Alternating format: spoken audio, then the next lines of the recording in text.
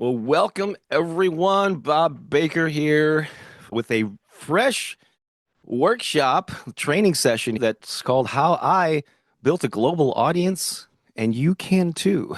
I'm really excited to share this because I've never gone in depth as I'm about to with the story of how I built this audience and how I do what I do today. And so I'm excited that so many of you are interested in this topic. And I'm going to be talking more about this, about gearing a message toward what I call recently I've been calling purpose driven creators. And I really think I'm well positioned to help people grow an audience, make a difference, like make an impact, make a difference in other people's lives, and then leave a legacy. I can admit as I get older, that's something that's more and more important to me. And I feel I've laid the foundation for that. And I'm going to just continue to do that, to create a situation where long after I'm gone for decades, my work will still be positively impacting people. And so that's what this is all about. I'm going to switch over to PowerPoint here and go into presentation mode, and let's start rock and rolling here. And so again, it's called How I Built a Global Audience, and you can too. I'm also referring to this as the impact formula, which is a new sort of framework that I'm going to be talking a lot more about. So you're going to see that at the bottom of all these slides, in addition to my main inspirational website these days, which is bobbakerinspiration.com. And so let's kind of jump into this here. And so allow me to brag for just a couple of minutes here, because this is pertinent to, I think, sharing how I got to this point is going to be, I hope, eye-opening for many of you. And so basically, I have a YouTube channel currently with over 405,000 subscribers, more than 70 million views across the entire channel. I actually have 10 videos that have over a million views each, and I think they account for like maybe 15 million of those views, or just for those 10 like top most viewed videos, and the others are spread across all the other ones. I have a podcast that also takes those affirmations, and that channel is dedicated to affirmations, as most of you know, or you should know. I about 5 years ago realized that I can distribute this as an audio only podcast too, and that currently gets around 75,000 monthly downloads, which is very, very, very cool. Probably my second most prominent platform. And then over the past 30 plus years, I've published 16 books. 14 of them I published myself. And those allow me to reach thousands of people around the world. I've been doing that for many years. In fact, many of you on the call here probably first found out about me through some of my books, in particular my music marketing, my books geared to independent musicians on marketing and so on. Let's see here. And there's more. I got an email list of nearly 12,000 people that are a combination of those music and creative folks that I've been catering to for many years. But the biggest bulk of that, probably 9,000 or more of those 12, are people that have got on the list over the last 7 or 8 years as a result of my affirmations and inspirational work. If you total up all of my social media, LinkedIn, Twitter, Facebook, Instagram, TikTok, Telegram, if you total those all up, it's more than 50,000 followers. Now, I will admit that not even though I have those numbers, they're not quite as engaged on social media, some more than others. So I don't go overboard promoting that because I have much more of a reach with the YouTube channel and the podcast and the email compared to social media. But those still are numbers I've developed over the years. I've produced over 20 albums. Many of them are themed albums with my affirmations, but I've also written and created a lot of music over the years that's also available on Spotify, Apple, and other platforms. Played in rock bands for many years. I'll come back to this too. But for the last 15 years or more, I've been collaborating a lot with my wife, Pookie Lee. There's some photos of us and some of our albums there on the right-hand side. So I've been pretty active, and I'm reaching a lot of people. And if I total them up, I think I'm reaching somewhere between 200,000 and a quarter of a million people I'm able to actually reach every month, which is just mind-boggling to me. And so I know a lot of people would like to have a similar kind of influence there. And all those numbers are really cool, but this is really the most meaningful part of all this. It's great to have all these numbers, but when I get comments like this, and these are just from the past month or less, maybe the past couple of weeks. There's one there that says, "Dear Bob, about 2.5 years ago, after a major brain tumor operation, I came across your healing recording on YouTube. I listened to it twice a day for a month. I was unable to get out of bed, so I had time. I truly believe your recording helped me with my mindset and recovery. And she's been recommending me to her brain tumor community that she's in touch with, which is great. Thank you for appearing in my life when I needed to hear your affirmations. This is awesome. Another one, some woman recovering from cancer. She said, I lost myself to cancer, though I survived. I couldn't find my self-worth. You have given this back to me in 12 minutes. She listened to one video, just felt so good that she wanted to leave that comment. And then another one I got here. Thank you, Bob, for guiding me through some of the toughest years of my life. I found you via some of Louise Hay videos on YouTube and have listened every day. And she's complimenting my wife, Pookie, and I. You guys brighten my day. I watch you. We stream live every Sunday, so that's what she's referencing there. So just know that you have touched someone and helped me turn my depression to a vibrant, good life. These are the things that are really matter. That's why I'm referring to this term purpose-driven creators. I really want to cater more and more to people that define themselves in that way. Yes, there's money to be made, and there's no shame in making money. I mean, I've been self-employed for the last 20 years and now and for many periods of my adult life. And certainly you should, when you create value, you can get to a point where you can monetize that. And there's nothing wrong with that whatsoever. But I really want to cater to people that are drawn to the purpose-driven aspect of it. They really want to help people. They have a story, they have a talent, or something that they want to share and uplift people in some way or another. And then money and monetization can come as a byproduct of that. So you might think, well, gosh, Bob, you're in a great position. You must have had a charmed life. Well, no, I come from pretty humble beginnings. I was raised by a single mom as her only child. And there's some pictures of my mom right there. That one of the tops, she was about 19 years old there. And on the bottom, it was probably around, she was around maybe age 49 or 50 in Memphis, sitting in front of a poster of her beloved Elvis Presley. So it explains why I'm such an Elvis fan myself. So she was a great mom. She passed away at an early age. She was 51. I was 29, and that rocked my world. But she did a great job raising me. But I don't know, because I was only child, I didn't have siblings, whatever. For whatever reason, I was an extremely shy and insecure kid. I had a stutter. It's pretty bad back then. I still do. You'll probably hear me stumble over my words during this presentation. But I've come a long way since then. But back then, especially in grade school, early high school, I mean, really into my 20s, I was a little socially awkward. Like I wanted to talk to people and make friends, but I just kind of stumbled and didn't know how to start conversations. I got picked on a lot throughout grade school.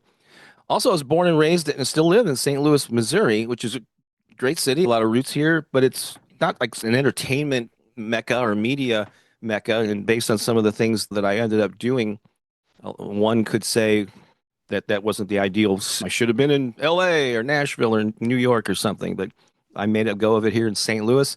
And my mom worked for nonprofits. She never even owned a car. She took public transportation. I kind of grew up in a lower middle class upbringing. We lived in a four-family flat, shotgun A apartment, but it was great. I was not born with any advantages, but I did have a drive that ended up doing some pretty cool things.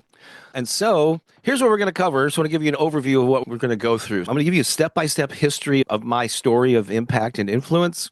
And while I have mentioned a number of these things here and there in different contexts, I've never gone into depth. This is like the first time I've really put this together in a chronological order, showing how I built this following, starting small. So my hope is that even though this is autobiographical, this first probably half of our presentation here is going to be my story. I want you to look at it through the lens of how you can apply it to yourself. Because that's what I'm going to do after I share my story and the lessons learned along the way. I'm going to give you that impact formula that I mentioned. It's a 6-step process that I recommend you use to grow an audience, leave a legacy, make a difference in people's lives. I'm also going to be teasing you about a new 21-day program that I'm going to launch. It'll start January 11th, go through the end of January. I'll get to that when I get to it. Then I'm going to give you a summary of the action steps that you should take. And then at the end, I'm going to do my best to answer as many of your questions as I can. So that's our roadmap for today. And this is the maiden voyage. I literally created this presentation and these slides just in the past few days. And I plan on refine this and do it over and over again in different settings. So thank you for being the guinea pigs, if you will, for the maiden voyage of this. All right, so you're ready to rock and roll? Oh, so who is this for? Well, this is for you. And if you fall into any of these categories here, maybe you're an author or a coach who wants to grow an audience, connect with more people, increase your impact. Maybe you consider yourself to be a musician, an artist, or an actor, someone in a creative field that dreams of reaching a wider audience, making a living from your gifts. You might be an aspiring or current YouTuber, a podcaster, and you want to reach more eyes and ears with your message, grow your following. Or you could be somebody who has achieved the traditional definition of success. Maybe you've got the car and the job and the spouse and all this, but you feel something is missing and you just long to express yourself and make a difference more. Could be for you if you're someone who has faced a major life challenge, like some of those lovely comments that I got. You might have a loss of a loved one, a pet, career change, health crisis, and you feel inspired now to turn that experience into something meaningful that helps others. Maybe you're a retiree or an empty nester. Maybe you've been recently divorced or widowed, but now you want to dedicate time to a passion project, build a platform, or leave a legacy for future generations. Or simply you've just been searching for clarity and confidence. You feel like you have something you want to share, but you're just lacking the confidence or you just don't know what to do next. And so it's a pretty wide ranging group of people, but if you can relate to any of those, feel free to leave a comment. Which one of those categories do you fall into? I'll try to keep an eye on them as we go. All right. So this official story starts on the next slide in 1987 when I was 26 years old. But I just want to give you a little bit of quick backstory leading up to that point. Again, I was a shy kid and all that. But for my 15th birthday, I got my first electric guitar. And I was like a sophomore in high school. And I started immediately playing and jamming with people and playing in bands. And I never really stopped playing music. Actually did it. So this is like, yeah, dating back to 1975 when I turned 15. And I've been playing to this day. And for a period in my early 20s, in the mid 80s, I played full time music regionally and play it every week. I was my full time gig. It wasn't a great, abundant living. I was just eking by, but I was young and didn't have a lot of expenses or responsibilities. So I had a blast doing that. The full time band thing kind of came to an end 84, 85, and I was in my mid 20s. And then I kind of had a creative explosion. I went to my first open mic night and ended up doing like stand up comedy on a part time basis for like 15 years.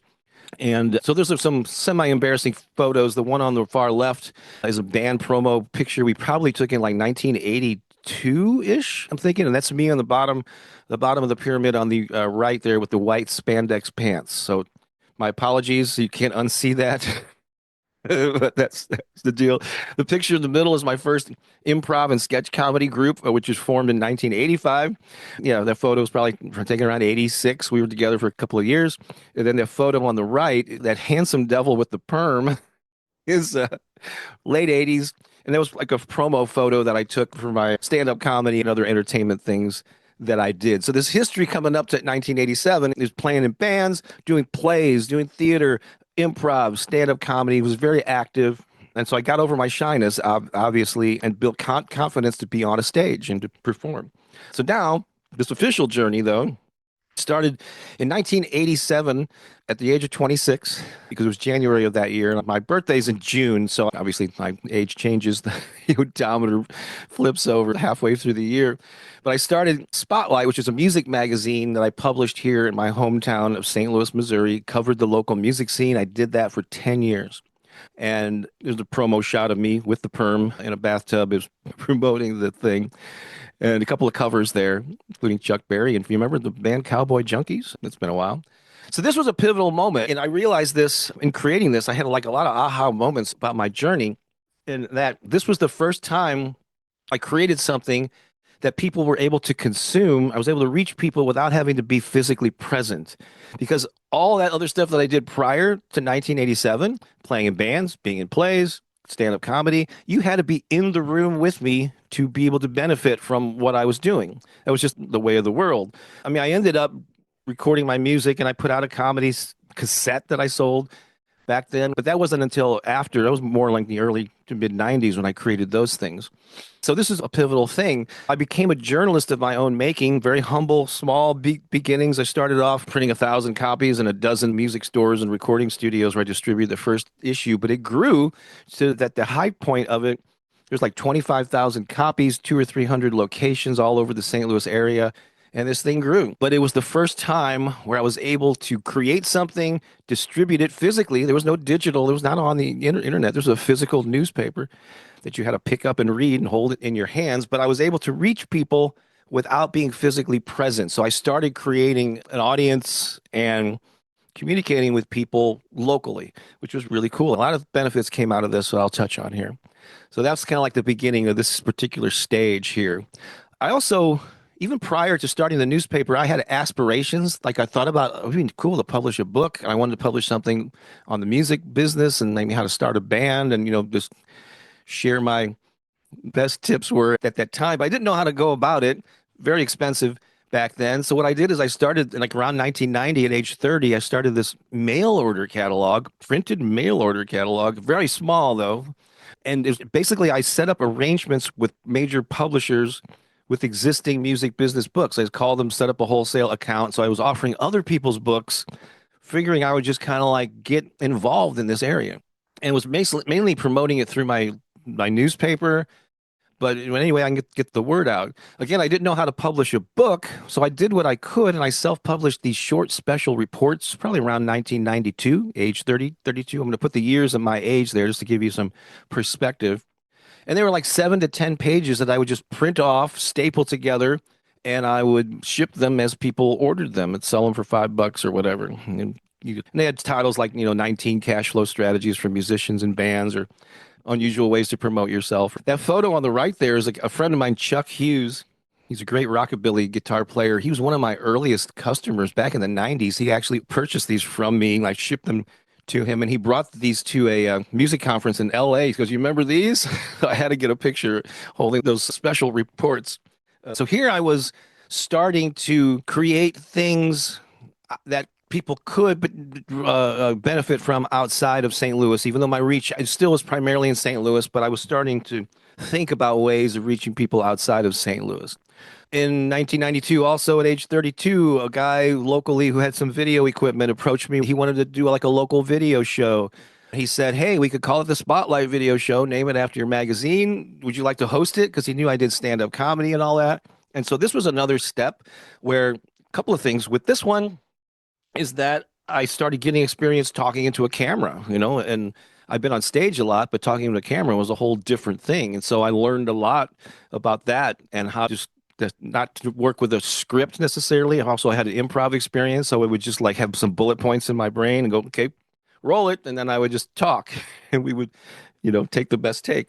These shows were run on local access cable, and so it was another way that I was reaching an audience through another medium in St. Louis. So I had my print magazine, I had the Spotlight video show, and so I was just kind of gearing up to sharing who I am and what I do, mostly on a local level, thinking about spreading it beyond St. Louis and starting to dabble in that. And these talents or these skills or whatever, or this comfort level of speaking into a camera came into play much later.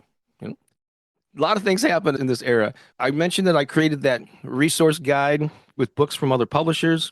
I would keep my eye out for new books that I saw. I saw this ad in a national magazine for this book about releasing an independent record. I reached out to the publisher, a guy named Gary, he lived in San Diego. We had a great conversation, made arrangements to cover his book. And at the end of that call, he said, "Hey, I'm looking to expand my publishing company. If you know anybody with a good idea for a music business related title, let me know." I say, "I do know a guy, and that's me." And so I had written this special report, the stapled thing that I talked about. It was called 19 Ways to Make Money in the Music Business. And I said, I think I can expand this into 101 ways. So my first book that he published in 1993 was called 101 Ways to Make Money Right Now in the Music Business. Suddenly I was on the map. I was an author. And I remember holding that book in my hands for the first time and thinking, "Oh my God, this is like my future. I'm going to be doing this for decades to come." And sure enough, here 16 books and other resources later, I'm still doing that. And so this got distribution. It was actually in bookstores here and there. And let me just actually show you. But here's a copy of that book that came out. And at the very end of it, I asked people, I said, "Being the music business cheerleader that I am, I'd like to encourage you to get a free copy of my musical success resource guide, the catalog that features this, that, and the other thing." And they had to actually write to me at my P.O. box to be able to get on that list. So I started getting like letters and postcards and things from people not only around the country but other countries. People actually wrote me things from Asia and Europe and all this stuff. And so now I was like reaching people that definitely was not limited to St. Louis. And this was like eye-opening too. And even though I ended up publishing my newspaper for another 4 years after that book came out, I just saw myself being more and more drawn to books. And I love this idea too. I remember it struck me when I was getting a little burned out on the monthly deadlines with my newspaper. I mean, so many benefits, so many ways I served the St. Louis community. But I love this idea of like spending weeks or months or however long, writing and creating a product like a book and then selling it and sharing it over and over and over again without it being like out of date within a month, right? And so that was a really alluring to me. And I eventually did put the newspaper to rest on the 10-year anniversary issue in 97 and just dedicated myself to books. So here again, I'm expanding my reach. So I was continuing to publishing my newspaper. My book was out, and I started writing a column within my own newspaper called the Musical Success Column, where I would get tips and inspiration from people that I interviewed as a result of publishing this newspaper. I got to interview a lot of really great bands, including like Sheryl Crow and people like that. So I wrote this in my own newspaper, but there were also other similar music newspapers in different cities across the country, and I started getting requests from other newspapers. Said, "Hey, could we run your column in our paper too?" And I said, "Sure." And so now I'm like have this little mini syndication. Again, these are still print versions of things, but I'm like getting exposure for my music advice outside of St. Louis, in addition to the book and all that. So things are starting to snowball. What I want you to notice in this story is how everything builds upon what was previously done. So you're planting seeds that seem small and humble at first, but they grow over time. They compound just like interest in the bank. And you build upon these things and it grows if you stay at it, which I have definitely been dedicated to this process. So these columns, yeah, so they're being syndicated. I'm reaching people outside of St. Louis. Then another pivotal point comes around 94, late 94, early 95. I got my first AOL account. Remember America Online? They sent out all those floppy disks, and that was the main way to get on the internet. And that's so I was online for the first time in the primitive early years of the internet. These articles that I was already writing, I started getting approached by people who had music sites saying, "Hey, can we print your articles online?" Or I would seek them out and I'd go, "Hey, I have these free articles." I didn't ask for any money for them because I knew the benefit was if I could reach musicians with little chunks of my advice and then have a little plug at the end that people could get on my email list. This is a little more advanced one, but in the early days, I would just have my AOL address there. "Hey, would you like to get on my musical success resource guide?" And delivered by email, and they'd have to email me to request to get on it. So things were very primitive back then, but I saw the beauty of reaching people through email and through this new thing called the internet.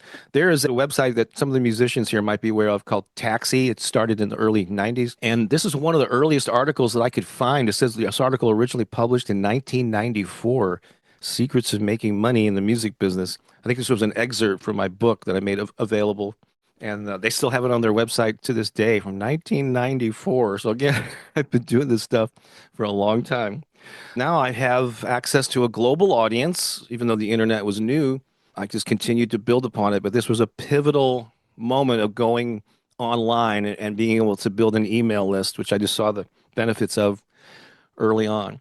All right. In 1996-ish, at the age of 36, I took a collection of those columns that I had written. I took like 15 of my favorite ones. I edited them and beefed them up. I still didn't know how to publish a paperback book, but I took them to Kinko's. Remember Kinko's? And had them printed on three-hole punch paper. I put them in a three-ring binder, had a very ugly cover, actually just not even represented here. And my first version of the Guerrilla Music Marketing Handbook was in a three-ring binder. I played with the packaging, and eventually in the 2000s, digital print on demand became more and more available. You can see I did the cover on the left there, probably in the early 2000s, and then I hired a designer, probably I don't know, mid 2000s to do that nicer looking cover there. But this is the book that put me on the map really as a music marketing resource. And I rode that for at least 15, if not 20 years. And I guess, like I said, there are people here that have been following me since that era of my life, which I greatly appreciate. And so this really kicked things into gear. It was a slow start, but as this build, this became my flagship title that I became highly acclaimed for and known for, and built an audience by distributing these free articles, and eventually had my own website. I mentioned that 14 of my 16 books I published myself. That first one obviously was from a publisher, but I got approached by a publisher in 2000 to write a book called Branding Yourself Online. It's the only other book that I did not publish myself. And they liked the way that I was branding myself as a music marketing guy. Even in 2000, I was at age 41 when this book was published in 2001. And looking back on it, it was the first book on how to become an online influencer. I didn't use that term in the book, but it really was, because look at the subtitles: How to Use the Internet to Become a Celebrity or Expert in Your Field. And it was the first book on personal branding online, and long before being an influencer was even a thing. So I'm pretty proud, as I look back in hindsight, that that was kind of a trailblazing book. Yeah, I've got a shorter version of it with more timeless principles that's available now. But both of these publishing companies have gone out of business, so the rights have reverted back to me in both of these books published by other companies. All right, so that was pretty cool. And then I think it was like around 2002 that Amazon. You may remember when Amazon first came on the scene, they were only a bookstore. They were the first prominent internet bookstore. Of course, they added a lot of other things over the years. And I got my book available on Amazon. So now here's a platform that people are going to for books. I'm extending my reach. I'm just like paying attention to what's getting attention. What am I hearing a lot about? What are people gravitating toward and using? Oh, is there an opportunity for me to make my stuff available there? And that's just like, you just have to have that on your radar. It's just the way that I think, because it's not in how can I get more followers and be cooler. It's like, I have this message to share. I know from the feedback that I'm getting that it's valuable for the people that are ideally suited to receive this message. So how can I get this to more people? And so I just keep my eye out for things. And when Amazon became available and they had a way for independent publishers to get their stuff on there, I did it. So that started in 2002. And then a lot of things happened in the mid 2000s. I started blogging 2004 at age 44, music promotion blog. By this point, I had also established my website called thebuzzfactor.com. And that term came out of, there was this website in the late 90s, early 2000s called getsigned.com. And they were one of the sites that was running my free articles.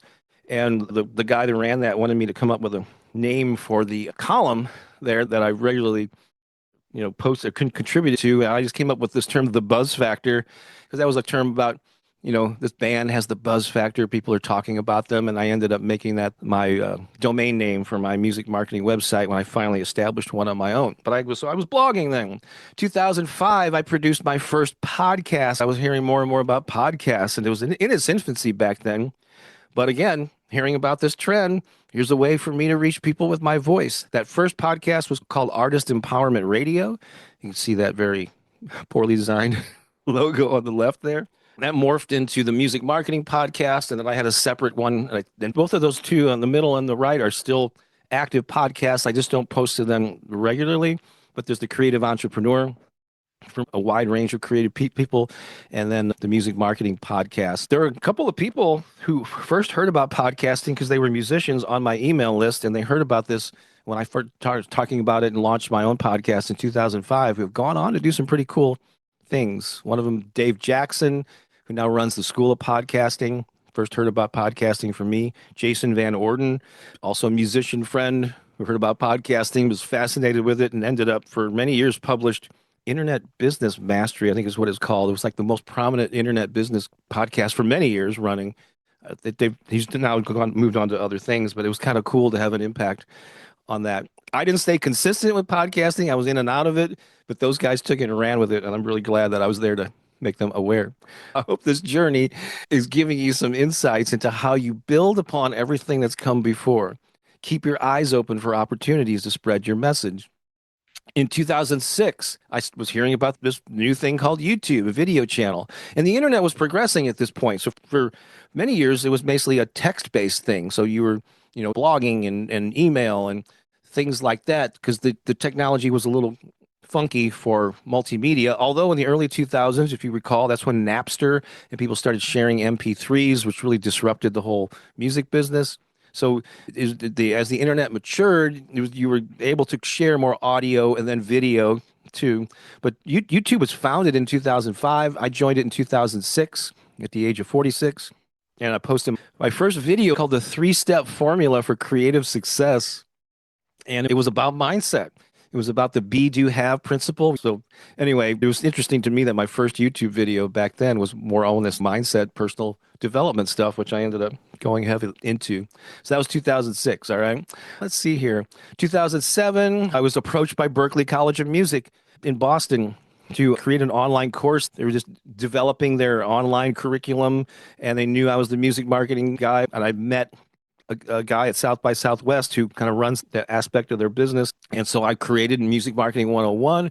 It ran for 5 years. I've never been to Boston. I've never been to the campus of Berklee, but I taught that class for 5 years from my home studio where I'm sitting right now delivering this presentation. I taught students all over the world who signed up through Berklee. I had students not only across the US, but I remember Romania and South America and Asia and Mexico and Canada.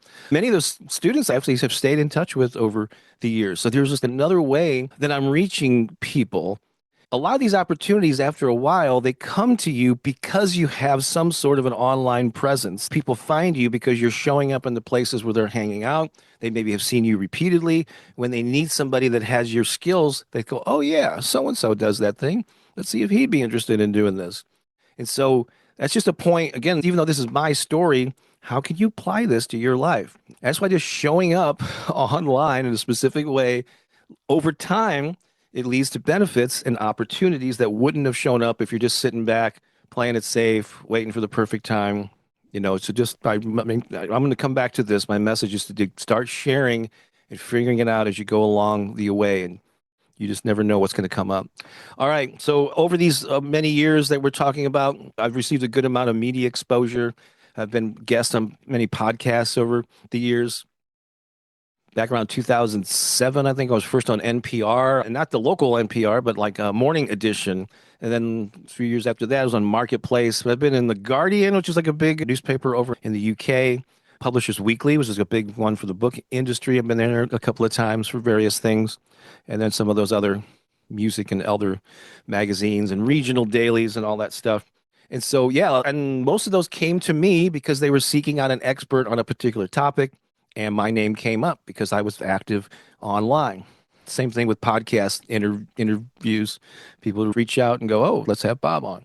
And I've also run my own podcast and interview shows and all that good stuff. So just, again, it's another way that I'm reaching people, creating awareness for what I do. Hopefully they read that and they'll come and seek me out and look up my books on Amazon or get on my email list or whatever. So it's just all these things, again, are layering upon layer of reaching an audience and getting your message out there with the ultimate goal of positively impacting people. All right. And then let's fast forward to 2016. This is like 8 years ago. At the age of 56, I uploaded my very first affirmation video. There's the thumbnail of it right there. It was about attracting money. This was actually a series of recordings that I created for myself because I was seeking out something specific to help me get out of a financial and a career funk that I was going through back then. Couldn't find what I was looking for. And so I just created something on my own, and I took the audio, made it a video from this program, just threw it up on my YouTube channel in a sense of experimentation. And after a while, I noticed, oh, wow, this is getting views. This is interesting. So over the course of the next year, I would periodically post more of these affirmation videos. And then once I saw that this was like a thing, I'm going to just go all in on affirmations. And that's when the channel, I published this first one in 2016. I had less than 4,000 subscribers.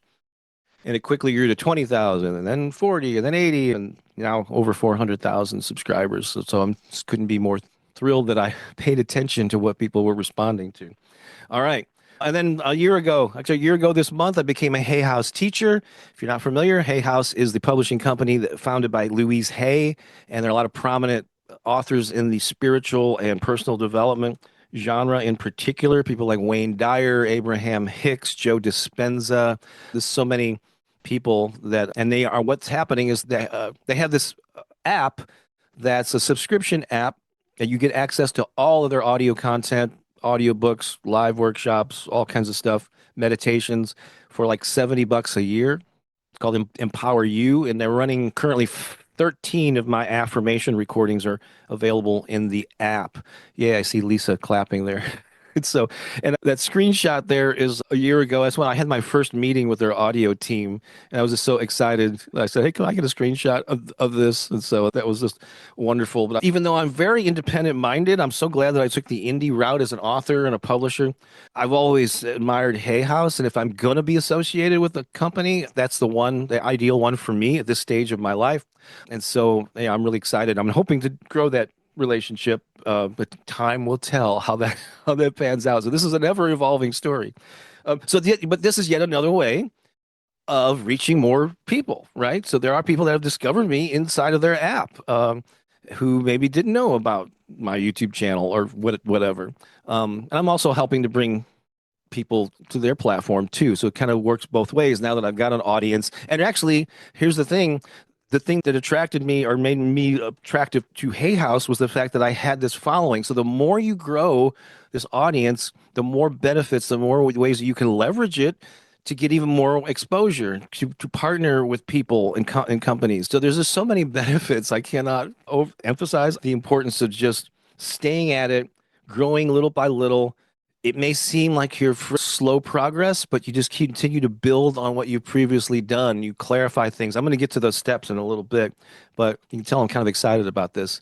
And then again, no specific years, but over these years, I've created a presence online. I remember 2007, I think was a pivotal year for social media for me. That's when I first started a Facebook account, a Twitter account. Probably within a year or two, I was on LinkedIn. Instagram came later.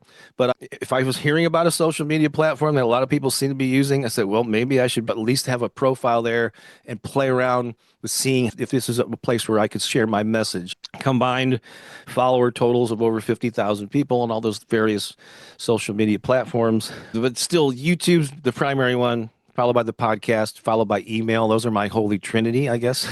And then the other stuff is just icing on the cake. In addition, I published many other books on mostly Amazon. So again, as the internet matured and there were these platforms that one could use to distribute whatever it was unique to that platform, I would take advantage of it. So I got not only the 16 physical books, but I've got things that are ebook and audiobook format only.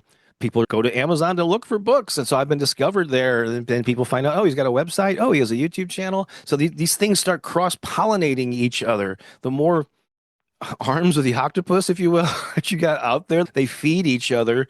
And the more potentially you can grow as a result of that. Also, just two other platforms, Audible. I've got like 7, I think, audiobooks now, Audible, record on my own from my home studio here using this very microphone and setup. Also, I've created a lot of online courses. There's Udemy is one of those sites, but I'm also using a established website called Kajabi, where you're going to be seeing a lot more of my courses moving forward. So I'm always experimenting and keep my eyes out for the best tools to be using to spread my message, both for free and then where I can offer things for sale too. All right. So that is the story.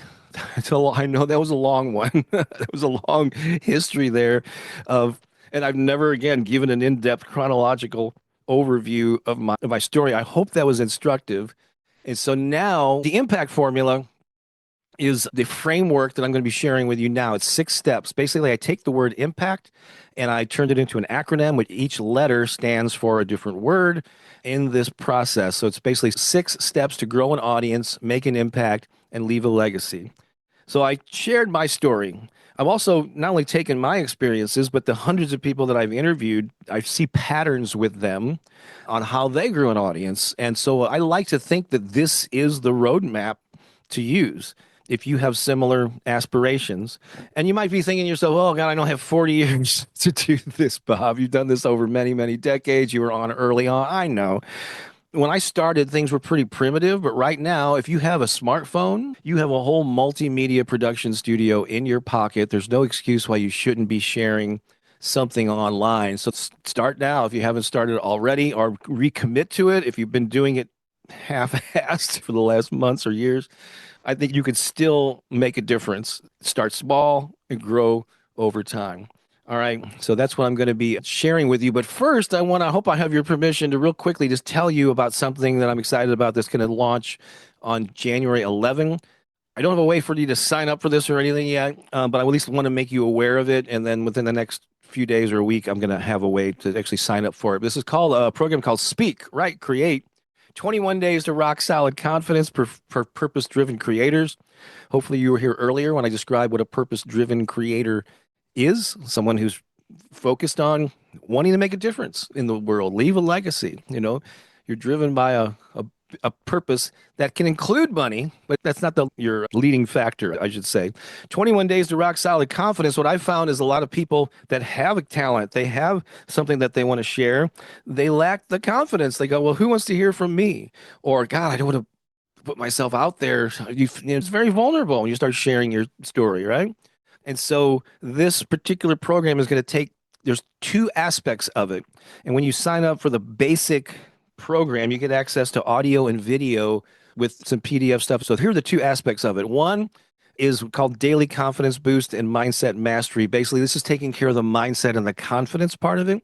And I'm using affirmations. So we have 4 different audio recordings and then 1 video that you're going to get access to when it's ready to launch. You're going to get I am affirmations that are the standard, the most popular on my channel, where I state these affirmations specifically for confidence and reminding you that you have something of value. That there's an audience out there waiting for you. So there's I am affirmations with space for you to repeat them back to yourself. There's you are affirmations that really, when I recorded it, just turned into like an inspirational pep talk, as if I'm just talking to you like a mentor or a coach, or even like you can imagine my voice is coming from your higher self, however you want to use it. Then there's sleep affirmations, where I recorded more mellow versions of them. It's an hour long. You listen to when you drift off to sleep.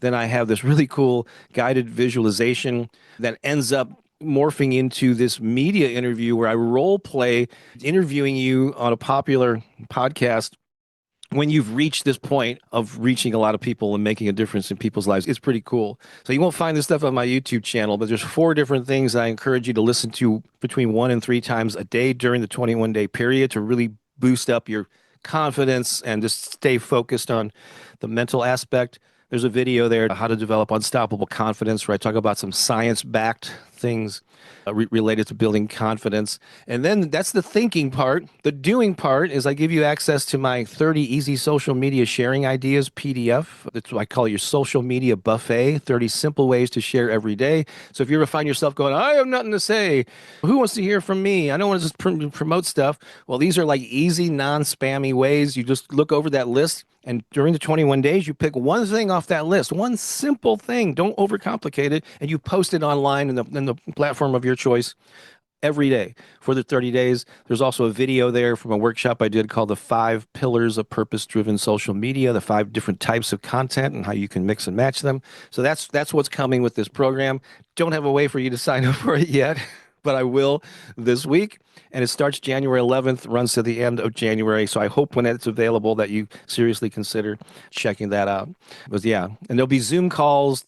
That's like the self-guided version of it. There'll be the 3 live Zoom calls and some other opportunities to upgrade and get like a one-on-one session with me and get into a success pod where you have like accountability partners and all that good stuff. But those details will be forthcoming. I just wanted to at least tease you with that's going to be an option around the corner.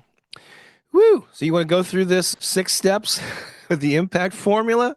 This might be a good place to take notes. Let me take a drink and then we're going to get into this impact formula, which is really the crux of this, like the how-to, taking all that story of mine. Let's now put it into actionable steps that you can take, or at least the way that I view it. All right, step 1, again, I'm taking the word impact, breaking it down into an acronym. The I stands for identify your mission, purpose, and passion. By the way, I have a free ebook version of this that is available to you. Some of you may already have it, but if you don't, you can just go to bobbakerinspiration.com/impact. I'm sure Lisa will pop that into the comments, and you can just fill out your email and then get access to a PDF version of these 6 steps. But here I'm going to go into a little bit more detail, give you some context. So that's an option for you that I encourage you to do if you haven't done so already. So step 1, identify your mission, purpose, and passion. So what lights you up? Do you know what your topic is? Do you know who you want to serve? Do you know how your work or your talent, your story is going to improve their lives? Dialing in that is really the first step. But here's the thing, some of you are already at an evolved level of your journey and you're really clear about how you serve and what you do. Although I would encourage you to be open to other opportunities, that come along the way. Don't be too like tunnel vision about it. But some of you might be at a point where, I'm not sure. I could do this, I could do that. I have a variety of interests. So you don't need every detail at this stage, but you do need a starting point. You need a specific direction to start heading into, and clarity will come as you move down that road. But don't wait to start until you think you got it all figured out, because this stuff doesn't, yeah, you can't intellectualize your your niche. You have to get out there and start sharing things, but just identify what's your mission, what's your purpose, what's the thing you're passionate about, what's something that you could write about for and talk, speak, whatever, record about for years to come. So what lights you up? What do you want to, who do you want to serve? How will your work improve their lives? Just identify what that is. Got a couple of images there. This is where, so again, I got my first electric guitar when I was 15. When I was 16, going on 17, in 1977, the first major concert I saw was Led Zeppelin. Yes, I saw Led Zeppelin live, and I was a huge Jimmy Page fan. It was my favorite band, and I couldn't believe that I saw them live. And I was so excited the night I came home from that concert, and I put on my electric guitar without plugging it in because my mom was asleep. And I was just jammed on that thing, and I saw myself on stage in front of people. It was like this really like emotional visualization. Talk about passion and purpose. And I said, I am going to be a rock star. And I was 16 at the time. By the time I turned 21, I am going to be playing music. I'm going to be in a band. And that was like 4 or 5 years into the future. When I was heading toward my 21st birthday, I've been jamming with people. I've been consistently playing, but I wasn't in a band. We certainly weren't out playing and making money. So I started running ads, answering ads, auditioning, and within a few months of turning 21, I was playing in a band. I quit whatever job I was. I did it full time for 3, 4 years, and so that was just like an example in my life of having this vision and a passion for it, and just moving toward it. Now I ended up realizing that being a full-time musician wasn't the route that I would eventually take long term. And so again, these things are flexible, but it got me moving in a direction which led to other opportunities. Same thing when it was January 1st of 1987. I was in that New Year's resolution frame of mind. I remember writing down on a notebook the initial idea for Spotlight magazine. Like a lot of these things start in a notebook where I capture my ideas. I had no idea what I was doing. I never published a newspaper. I didn't go to journalism school, didn't work for the school newspaper or anything. Just had this idea. And within 3 weeks, I had the first issue out in that January of that year. So I ended up, again, it was ugly at first. I learned so much, people pointing out typos and things, but I ended up doing it for 10 years. And I learned so much about layout and design, serving an audience, that it really helped me when I went to publish my own books. I already had a lot of these skills developed that I could use. So, yeah, in another way. And so there's just a couple examples for me when I identified a mission, a purpose, a passion, and just started moving toward it. You don't have to have everything figured out from the get-go. All right, step 2 in this acronym, the M stands for monitor. You want to monitor your mindset by observing your thoughts. So whenever you start pursuing a worthy goal or you start heading off in this direction, you're going to have stuff come up, man. There's no better way to uncover your thoughts and your beliefs than to pursue a worthy goal or something that stretches you, especially one that involves putting yourself out there and being vulnerable on the world stage or whatever. So in this step, you monitor your thoughts and beliefs and you become aware of the thoughts that serve you, and especially of the thoughts that are holding you back. Right? So this whole thing is about what's driving me when you have these reactions to, ooh, I'm resistant to doing this. Like, okay, what is that? Where does that come from? What's the belief, the underlying belief? And is that true? And most of the time you're going to go, no, it's not true. It's just fear. It's just my ego or whatever trying to keep me safe. Right. And so this is really important.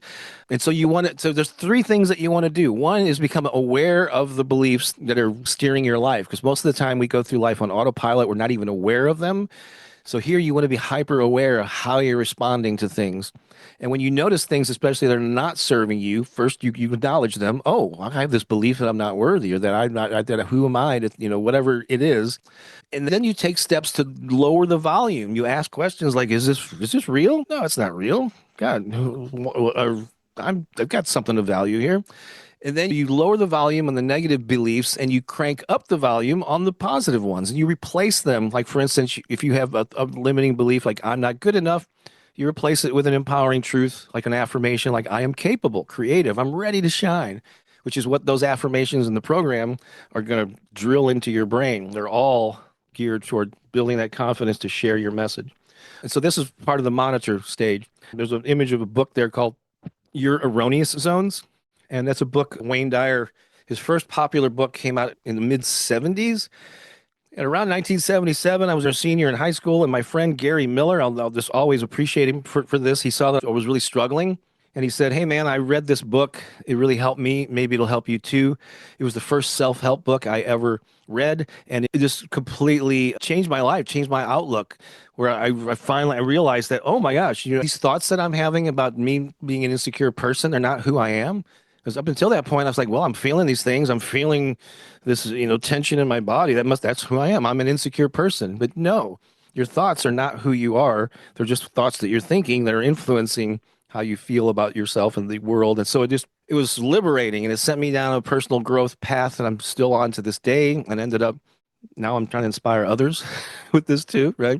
Luckily, I got that information at a pretty young age when I was still in my teens. A lot of people don't realize it until they're in their 40s or 50s or whatever.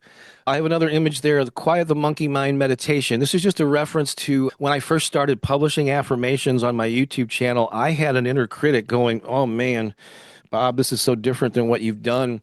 All your music marketing people are going to rebel. Like, what are you doing talking about all this woo woo stuff? So I was like preparing myself. I still went ahead and did it, but I was preparing myself for a backlash because it was kind of different than the stuff I'd been doing up to this point. But I never got any backlash. I don't remember ever hearing anyone going, oh, I'm out of here. Maybe people unsubscribed. I don't know.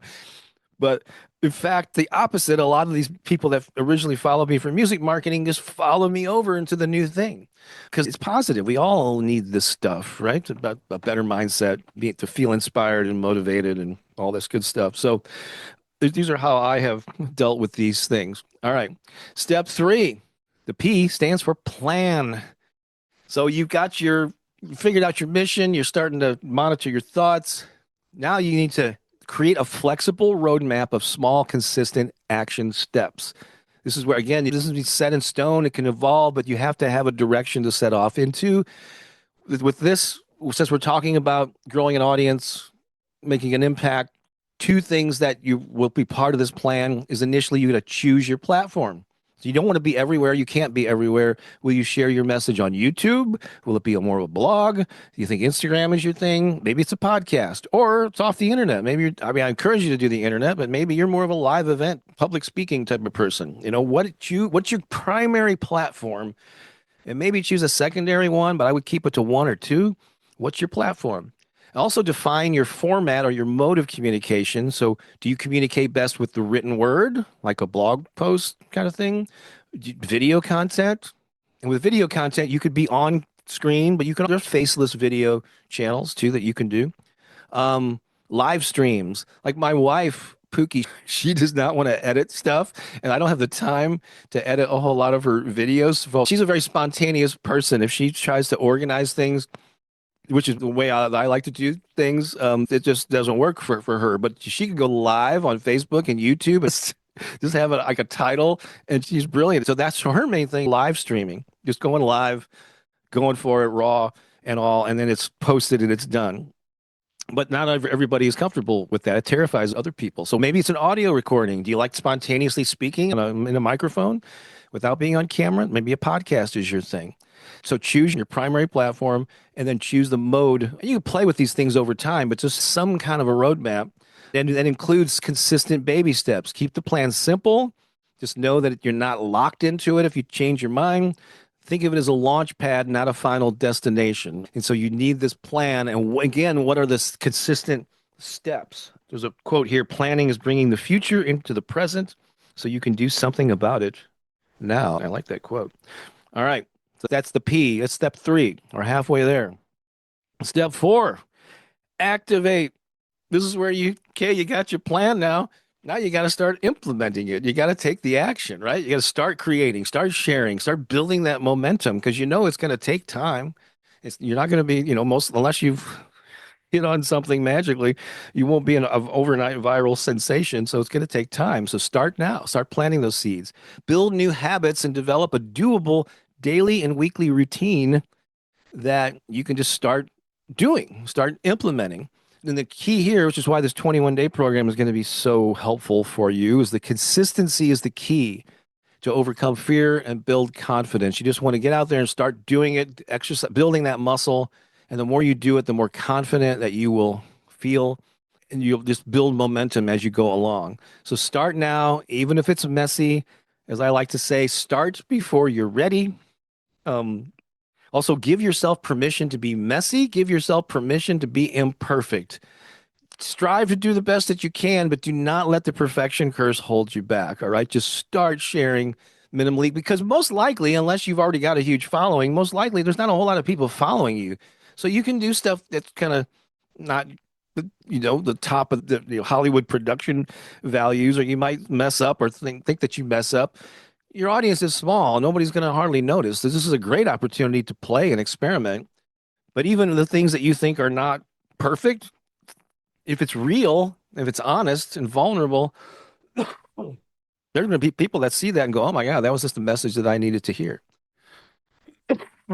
That's what I want you to think about too. There are people out there right now searching for the thing that you have to offer, the solution that you provide. And don't you want to put yourself in a position for some of those people to discover you so that you can be there to help them? This is not a self-serving thing about being online. It's an act of service, I believe. That's the way that I approach it. Anyway, so you want to activate, start creating, come up with that daily habit, build that muscle. All right, step five in the acronym, clarify your message and amplify what works. Here you're starting to build momentum. Once you've shared for a while, you'll start seeing some patterns. You'll start recognizing like what is resonating with my audience, what lights me up the most. And so but that doesn't happen unless you're sharing on a regular basis. Again, you just can't sit there and intellectualize what this is probably going to be popular and I'm going to feel good about this. Get out there and do it. So you know what a Venn diagram is?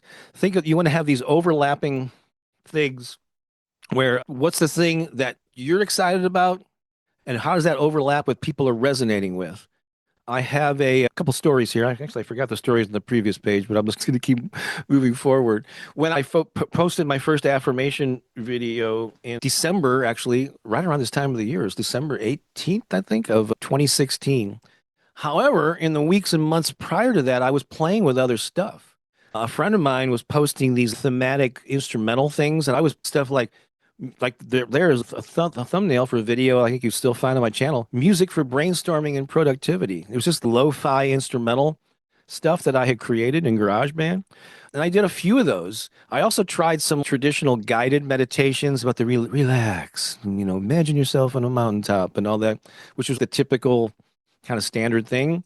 So I was in a very experimental phase with YouTube, and then I posted the affirmation thing, and that's the thing that got attention. And that's the thing I was actually pretty excited about too, because I'd used affirmations in my own life. I knew the power of them. And so, this is really cool. And there's always been this thread of positive thinking through everything I've created over the years. So it was just perfectly in alignment. I wasn't doing something that what didn't come naturally to me. So it's like what's resonating with your audience and what lights you up, lean into that. And clarity emerges through consistent action. I have that picture of Chuck Berry on the cover of my old music magazine. And the one lesson that I learned, I think once I'd been doing the spotlight and it was growing, I had for a few years, it's probably early 90s, I had this great idea. I said, "Oh, let's expand things. Let's not just make it cover local music. Let's make it the local music and entertainment resource. And we can cover comedy and theater and all these different things and expand the potential advertisers." And so I had this very small staff, one or two like sales people, and so yeah, let's go out and do this. And what I quickly learned was people were resistantly going, why would we, like theater companies in different places, other non-music venues are going, why would we advertise in Spotlight? That's like that's the musician's newspaper. I said, no, it's not a musician's newspaper. It's entertainment in St. Louis, nightlife, all this stuff. And for I don't know, close to a year, I fought this battle and just kept on banging my head against the wall. That there was this resistance until I finally realized, oh yeah, the spotlight is a reflection of me, and I'm primarily a musician and have a love for music. It really is. So I just kind of gave in to the public perception and just embraced it. Okay, well then let's go all in. Let's make this a music magazine for local music. And when I did that, when I actually narrowed the focus of it, came back to its roots and the reflection of who I am, it thrived. Actually, then every studio, every music store wanted to be in it so that was a great lesson in clarifying, like paying attention and clarifying and amplifying what works as you go. But you will not get to that point unless you're out there sharing a lot for a while and you get that feedback. Again, the feedback from yourself and the feedback from your audience. All right, cool. Getting fired up about this now. And finally, step 6 is transform. This is where you step into your role as a leader and an influencer.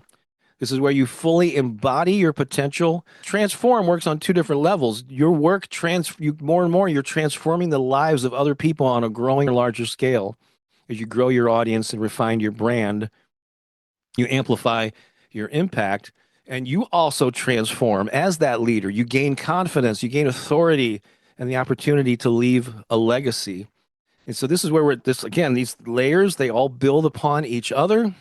And this is the 6-step process. A couple of images there.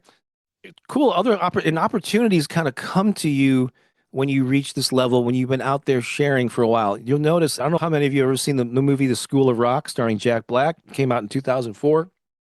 And it's a character in the movie carrying an early version of the Guerrilla Music Marketing Handbook in a classroom scene about halfway through the movie. I didn't seek this out, but a guy who's collecting props for Paramount Pictures reached out to me, my old AOL email address, and asked for a copy of it. I signed a one-page release form, shipped it off, and sure enough, it appeared in the movie. That actor is Miranda Cosgrove. She's probably 10 years old. She ended up being in a show called iCarly. She's got a music and an acting career. Just watched a movie that she was in recently. And she's all grown up now. And so another opportunity, as I mentioned, Berklee College of Music and other things that came my way. That photo on the bottom is from, I was invited to speak at a music conference in the Netherlands many years, like 2009-ish, I think. And that's me on stage at one of the venues being interviewed by a local television people there. So it's just like all these opportunities start coming your way once you're known for something and you have a presence online. People are seeking out an expert or somebody on this and that, or speaker or prop for a movie, and they find you because you've left all these breadcrumbs online. All right. So where are we at here? So applying this 6-step process to your life. So the impact formula is a powerful framework for purpose-driven creators like you who are ready to stop dreaming and start doing. It's not just about growing an audience or achieving material success. It's about aligning your passion, your mindset, and actions to create something deeply meaningful. I just threw a couple of photos up there. That one at the top. Oh, Lisa Shepard is in there. Anybody else here was in that photo? That was in Florida. We had a little mini retreat with our High Vibe Tribe members. So that was really cool. That's a photo of Pookie and I with Reverend Michael Beckwith, who ended up officiating our wedding almost 2 years ago. We got to meet him as a result of our travels to LA and all that stuff. So there's a lot of cool things come along here. So here is a recap of the formula. You can screenshot this or go to bobbakerinspiration.com/impact to download a free copy, like a 12-page or whatever. How many pages is it? It's pretty short, but I detail the 6-step process in that PDF as well. But it's identify your passion, purpose, and path. Step 2, monitor your thoughts and beliefs and take steps to improve them. 3, plan a flexible roadmap of small, consistent actions. Activate by consistently creating, sharing, and building momentum. Clarify and refine your message and amplify what works over time. And then you get to that point where you transform the lives of your followers and step into your role as a leader and a true influencer on a purpose-driven mission. So that is the impact formula in a nutshell there.